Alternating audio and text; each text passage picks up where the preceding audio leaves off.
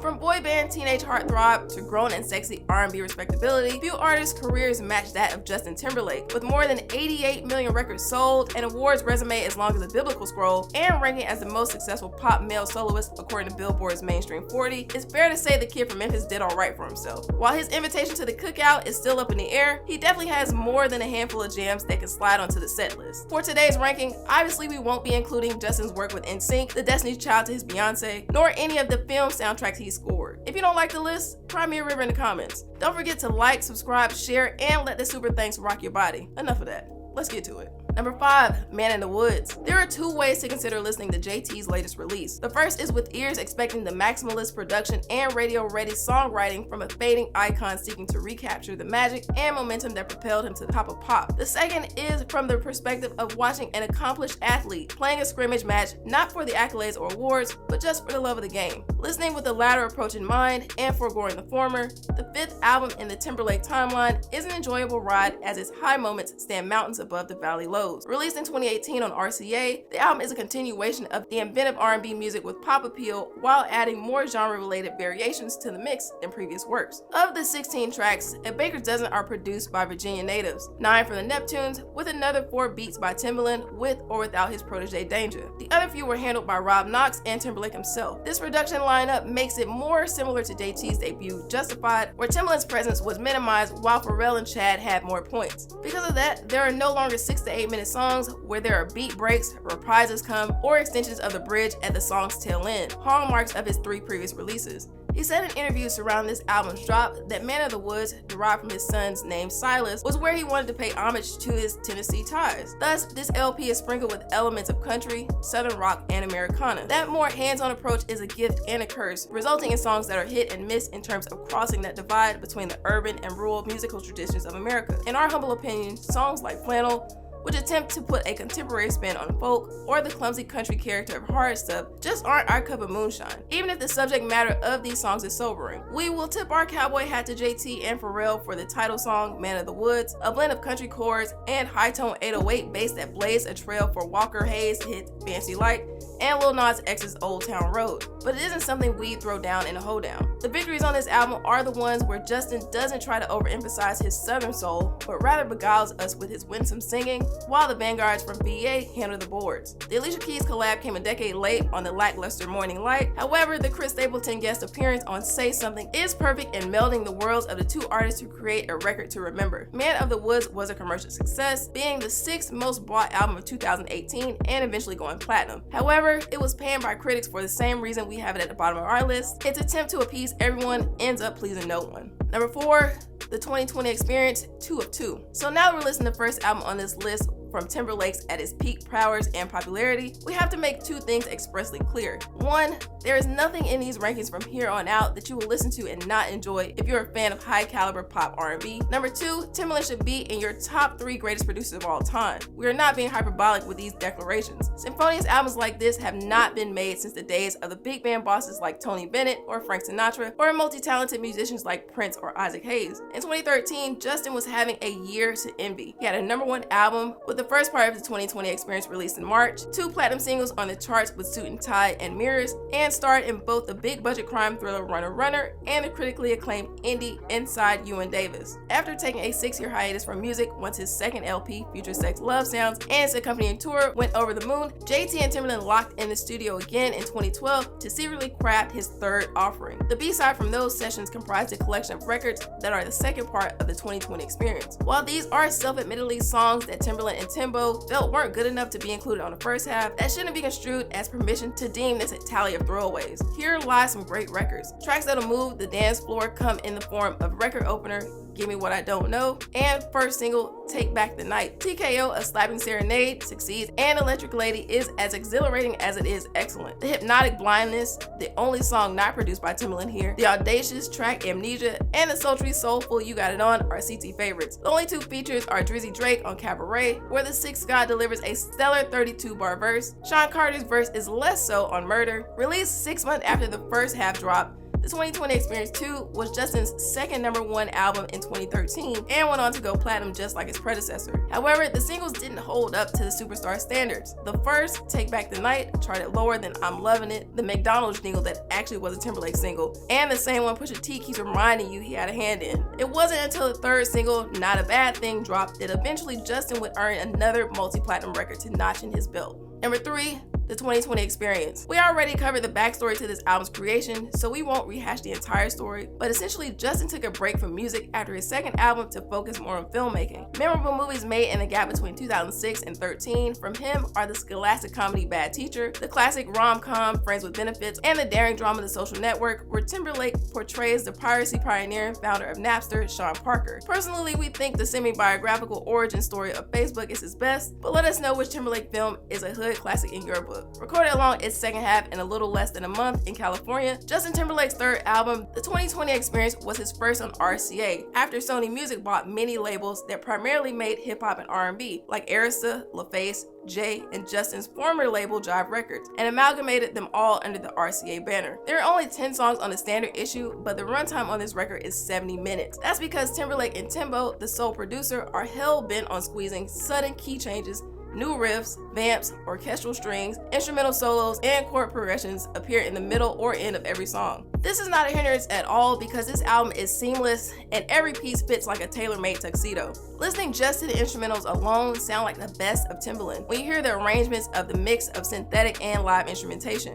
Majestic music abounds all over this album. Take your pick. The neo-soul Pusher Lover Girl, the grown-up groove Suit and Tie featuring Jigga Man, the haunting Tunnel Vision, the jungle jam Let the Groove Get In, the sentimental stadium smasher Mirrors, all of them excel in their musicality, evoking distinct emotions every time. The sleeper hit here is Don't Hold the Wall. We could heap a lot of praise on this album that has so much replay value, but what holds it back is once again the lack of depth in its subject matter. Before we go any further, the third single from Justin Timberlake's debut was Rock Your Body, an up-tempo dance record produced by the Neptunes. In the chorus, Justin sings, "Gonna have you naked" by the end of this song. This line was intended to be part of the finale of a great show, but would come to live in infamy due to a wardrobe malfunction, aka Nipplegate. The halftime performance during Super Bowl 38 in 2004, Justin Timberlake and Janet Jackson were performing, and towards the end, Timberlake accidentally exposed Jackson's breast, which was partially covered by a pasty. So really, there was no nipple. But the incident received widespread attention and criticism. The choice of the song Rock Your Body by Timberlake played a significant role in the controversy due to his lyrics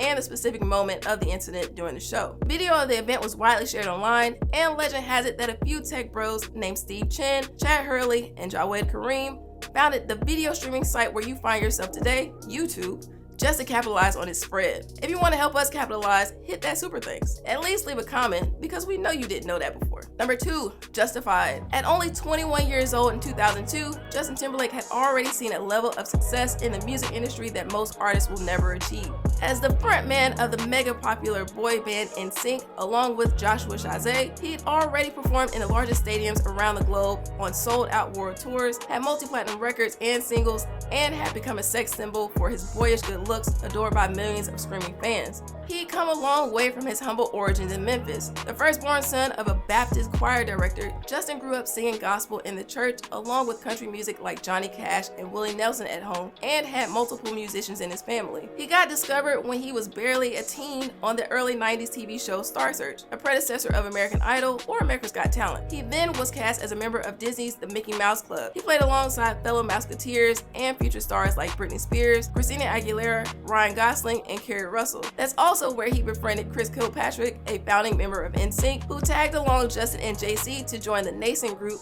that was being funded by businessman Lou Pearlman, the now convicted felon who also created the Backstreet Boys. After thriving during the boy band craze of the late 90s, Timberlake's frosted tips could have easily rolled off into the sunset, cashing NSYNC royalty checks for the rest of his life. However, it would be a fateful call from the once fresh-faced boy band frontman turned king of pop himself, who would put the battery in Justin's back to keep pursuing music. So he linked up with Pharrell, Chad Hugo, and Timberlake in Virginia Beach to begin crafting what would be his solo debut. He could have gone the easy route and cranked out a pop album to the delight of the NSYNC crowd. Instead, he decided to take inspiration from artists like Marvin Gaye, Earth, Wind & Fire, Stevie Wonder, and other artists he grew up listening to aside from country. He was diving headfirst into R&B, a genre he had been leaning into a bit before on his tracks he wrote for NSYNC, but not as deep as this. The result was Justified, a Jive Records release in 2002 that contains tweed, flat cap neo-soul, operatic ballads, and funky dance records with an R&B core. The first 3 songs, Senorita, Like I Love You featuring the Clips, and What You Got, are all infectious. Then comes the tasteful, whimsical serenade on Take It From Here, showing that the son of Esau has soul. But when Cry Me a River comes on, a song so dense in its musicality and powerful in its performance that it can't just be played once. It takes this album to another dimension. Rock Your Body, Last Night, and the Janet Jackson feature Take Me Now are all equally dope dance floor records, but the highlights are the slower songs in between. Nothing Else, Still on My Brain, Never Again, and the bonus track Worthy Of all have moving melodies and meaning. The album falters when Timbaland's attempt to make Bubba Sparks causes us to suffer on the woefully produced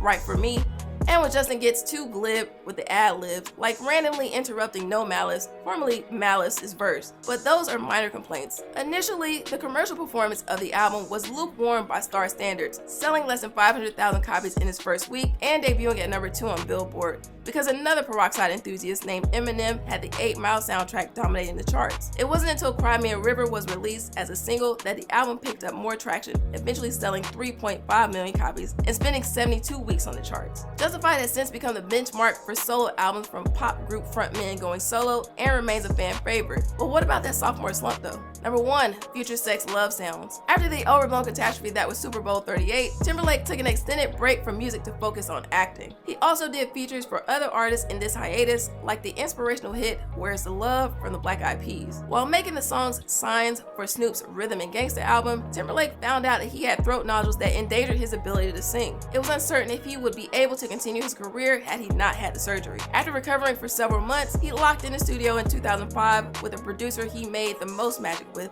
Timbaland. Overcoming his vocal damage and the burden of not succumbing to the sophomore slump superstition after 4 years away from his solo work meant Justin's back was against the wall. Luckily, he rose to the occasion and delivered his most cohesive, daring, and markedly marvelous work, FutureSex LoveSounds. We put 2020 Experience lower due to its lack of topical depth and sometimes needless song extensions. Justified fell short of the number 1 spot due to its minor imperfections of some songs and others that lack replay value. FutureSex LoveSounds melds the best elements of those LPs, entirely produced by Timbaland, except for 2 of the 12 tracks on the standard issue. The production is the pinnacle of pristine, and we cannot commend Timbo enough for his contribution to the game for this one. The name, FutureSex LoveSounds, released in 2006 on Jive, reflects the album's theme and the fusion of various musical styles. It represents the combination of futuristic and electronic sounds with themes related to love and relationships. It was intended to convey a sense of innovation and modernity in his music, which incorporated elements of R&B, synth pop, and electro funk. This can be heard prominently on the title track, which opens the album, then leads into the smash hit Sexy Back. FutureSex LoveSounds remains Justin Timberlake's most remarkable album, but not by a far margin because he has consistently delivered great albums throughout his career. You cannot help but appreciate the album's highlights, such as the infectious My Love featuring T.I., the emotional depth of What Goes Around Comes Around, the infectious groove of Medley Summer Love, and the soulful storytelling of Losing My Way, a track that almost brings tears to your eyes with its narrative about a broken man finding redemption. Until the End of Time is also phenomenal, but we hate that the Beyonce remix was only included as a bonus track. This album is a testament to Justin Timberlake's artistic evolution and versatility, stamping his own brand of blue-eyed soul. FutureSex LoveSounds holds a special place in his discography, and it undoubtedly solidified his status as one of the most influential artists in the music industry, selling more than 10 million copies globally and becoming his most successful album. JT is an often overlooked yet very impactful R&B pop star. Another multi-talented R&B artist is Jamie Foxx. Check out the list we did for Jamie here. Thanks for tuning in. As always, I'm QB for Culturalist Theory. Hit those like, subscribe, and share buttons, and share your thoughts on today's list. We'll catch you right here next week, same time, same place, and until then, peep these other lists we've done.